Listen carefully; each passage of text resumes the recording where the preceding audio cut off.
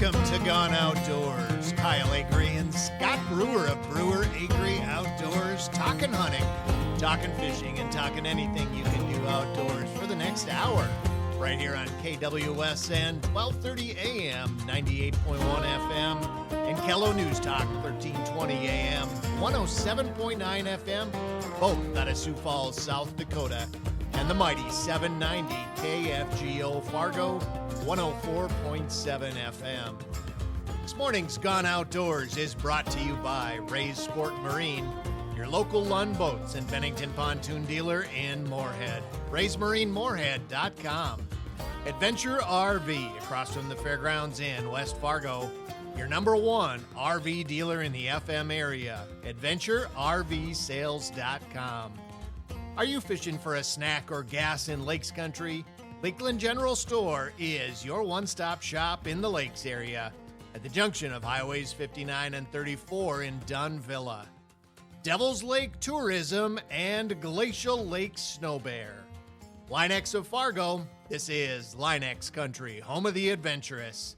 Onyx Fish Midwest, Eskimo Ice Fishing Gear, and Ion Electric Ice Augers, and the Ion Alpha.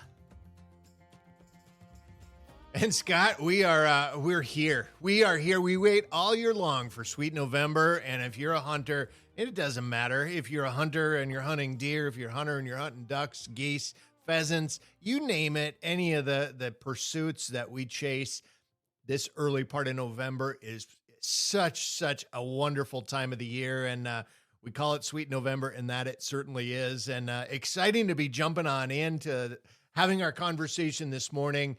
Excited to have you listening in with us as listeners to Gone Outdoors. Here, starting our 10th year of broadcasting here on KFGO, the mighty 790, and the KWSN and Kello News Talk in South Dakota. Thank you for all you have done listening in to our outdoor talk here on Gone Outdoor Radio. And Mr. Brewer, it is definitely a special time of the year. I know that Sweet November is designed around hunting, but man, there's still some really good fishing to be had out there.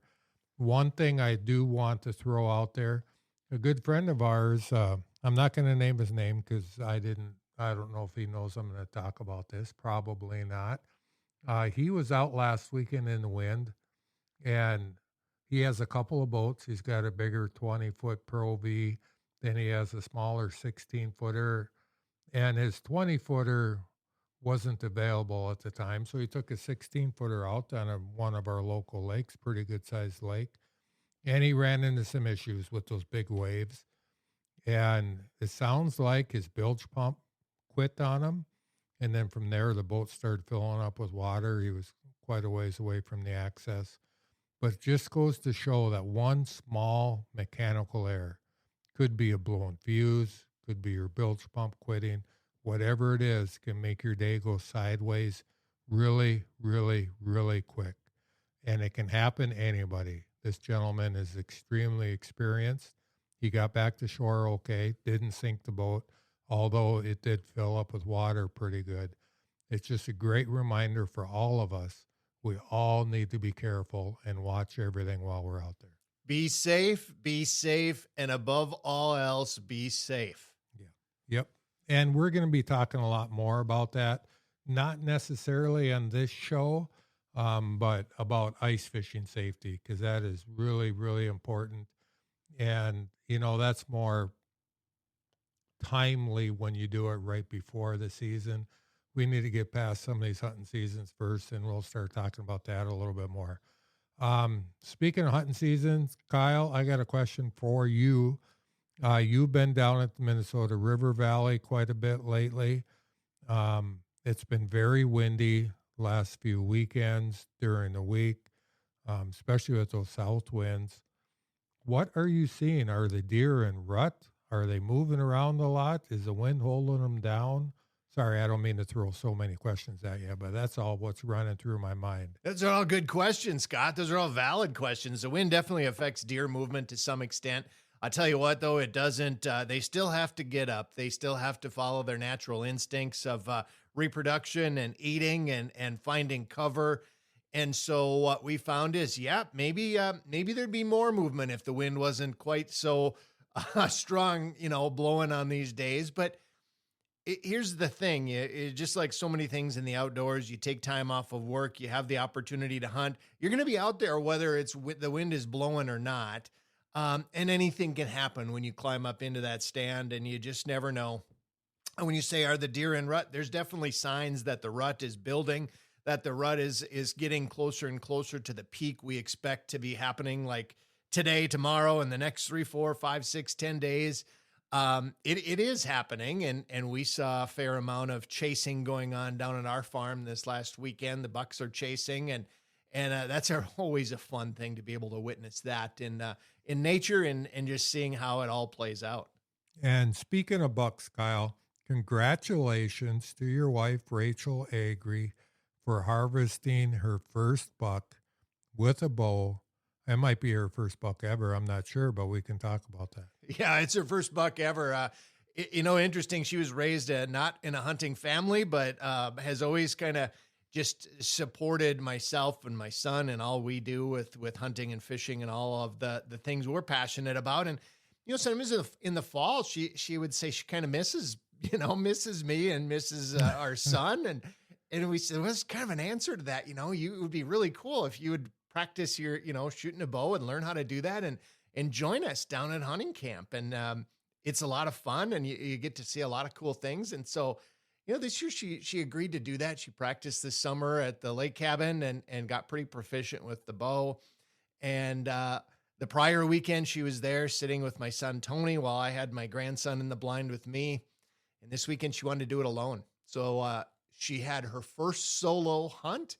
I was a few hundred yards away, so not completely abandoning her, but she was really doing it herself in the woods in that ladder stand.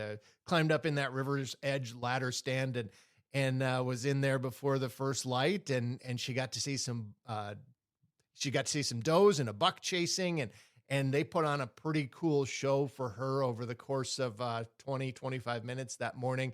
Finally, that buck came within her confident range of taking a shot, and she was able to get a shot.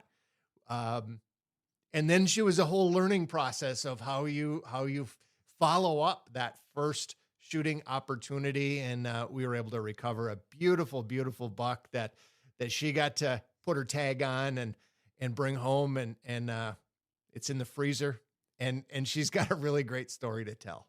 Did she help butcher it as well? I'm just curious.